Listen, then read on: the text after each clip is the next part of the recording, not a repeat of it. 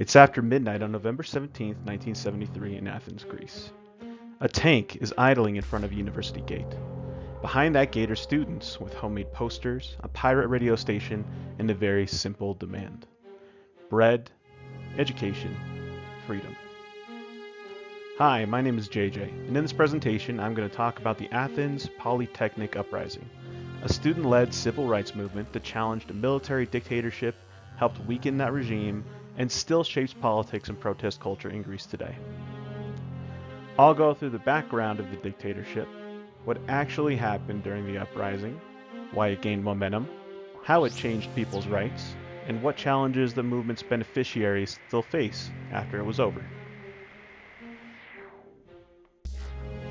First, some background. In 1967, a group of army officers carried out a coup and set up a military dictatorship, often called the regime of colonels. They suspended parts of the Constitution, banned many political parties, censored the media, and relied heavily on secret police and the military to keep control. For ordinary people, that meant you could be arrested or tortured for political activity. For students, universities were no longer safe spaces for free debate. They were supposed to produce loyal, non-critical citizens. By the early 1970s, students were frustrated with fake elections, forced conscription, and the feeling that they had no voice. Small protests and underground organizing started popping up, especially on campuses, which set the stage for the Athens Polytechnic Uprising. Earlier in 1973, law students in Athens staged a protest against being drafted into the army.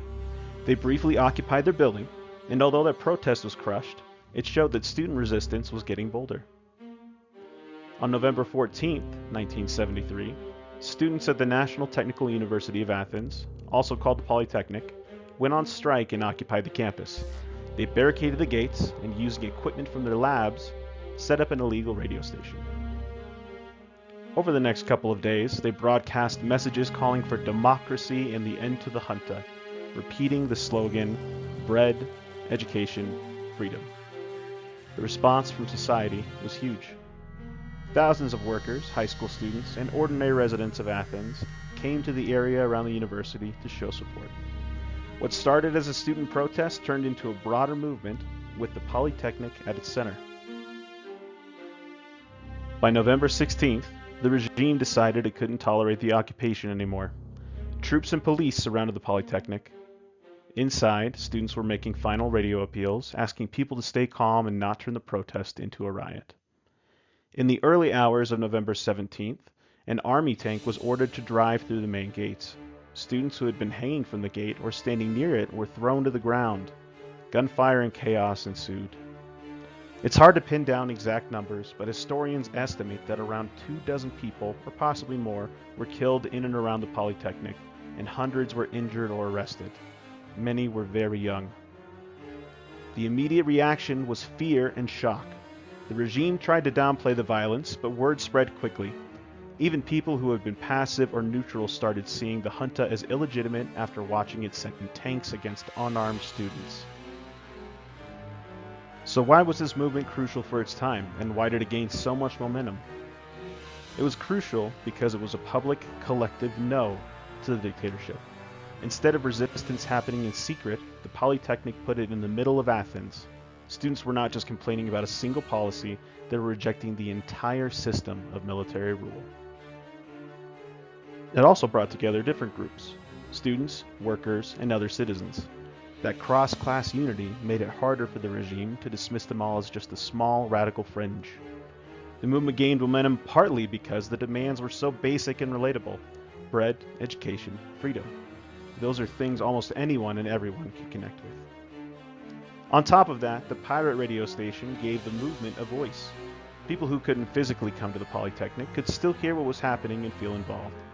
News and rumors spread rapidly throughout the city and eventually abroad, putting international pressure on the regime as well. Now I want to compare what life was like for the main beneficiaries before and after the movement, especially students and ordinary citizens who wanted political rights.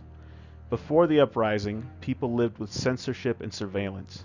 Many political parties and unions were banned. Criticizing the regime could get you jailed or worse. Students were expected to be obedient. Organizing independently was extremely risky. After the uprising, things didn't change overnight, but the Polytechnic became a symbol that the junta couldn't fully control society. Less than a year later, after the dictatorship mishandled a crisis in Cyprus, the regime fell and Greece began its transition to democracy. In the new system, people gained the right to vote in free elections, political parties were legalized, and a new constitution was adopted. Student unions and labor unions had more space to organize openly. November 17th became a day of remembrance and protest, especially for the young people and the left. Even though the dictatorship fell, the people connected to this movement still face new challenges. One challenge is about memory. Who owns the story of the Polytechnic? Different political groups claim to represent its legacy, and there are arguments over how many people were killed and how to commemorate them. Another challenge came from radical groups such as the Revolutionary Organization 17 November, which used the date and symbolism but turned it into a justification for violent actions. That complicated the public image of the uprising and sparked debates about what true resistance looks like. More recently, Greece has struggled with economic crises, unemployment, and political polarization. For some younger people, November 17 can feel like a ritual that doesn't even connect to their everyday struggles. But others still see it as a powerful reminder to push back against authoritarianism, corruption, and inequality. So the beneficiaries, students, workers, and citizens, won more formal rights, but the deeper work of building a fair, democratic society is still very much ongoing. To sum up, the Athens Polytechnic Uprising was a student-led civil rights movement that challenged a military dictatorship in a very public way. In the short term, it was met with tanks, bullets, and fear. But in the long term, it helped delegitimize the junta, encouraged wider resistance, and paved the way for a return to democracy. For me, the lesson of this movement is that young people and ordinary citizens can have real impact, even when the cost is high. The slogan, bread, education, freedom, still feels relevant today because it connects basic material needs, access to education, and political rights into one simple message. Thank you for watching and listening.